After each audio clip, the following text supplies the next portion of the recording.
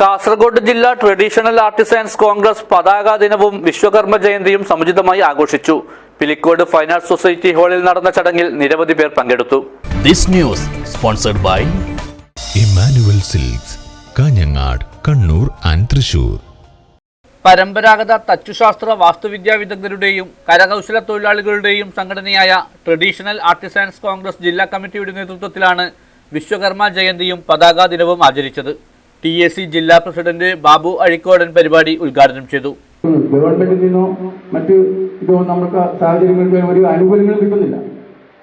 എന്തുകൊണ്ടെന്ന് വെച്ചാൽ നമ്മുടെ ഒത്തൊരുമയില്ലായ്മ, കൂട്ടായ്മയില്ലായ്മ, നമുക്ക് ഒരു സംഘടനയുണ്ട്. സംഘടനയില്ലായിട്ടൊന്നും കാര്യമില്ല. അത് പല വഴിക്കും സഞ്ചരിക്കുകയാണ്.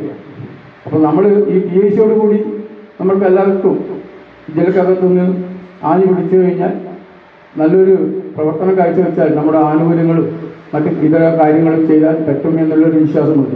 അതുകൊണ്ട് തന്നെയാണ് നമ്മുടെ TAC രൂപീകരിക്കാനും ഈ പ്രവർത്തനമായി മുന്നോട്ട് പോകുന്നത്.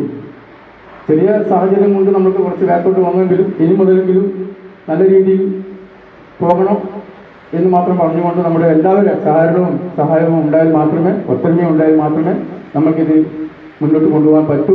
ചടങ്ങിൽ രവി പിലിക്കോട് അധ്യക്ഷത വഹിച്ചു. പിലിക്കോട് മണ്ഡലം കോൺഗ്രസ് കമ്മിറ്റി പ്രസിഡന്റ് MP മനോഹരൻ മുഖ്യാതിഥിയായി പങ്കെടുത്തു.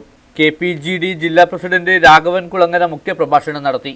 KSSPA പിലിക്കോട് മണ്ഡലം president TV Suresh, Bhargavi KV, Yashoda Ravi, Sukumaran TV, Jeena AV, TV Krishnan തുടങ്ങിയവർ സംസാരിച്ചു.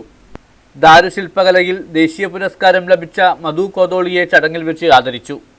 TAC ജില്ലാ ജനറൽ സെക്രട്ടറി രാജൻ KV സ്വാഗതവും മധു കോതോളി നന്ദിയും പറഞ്ഞു. News bureau, Cheruvathur.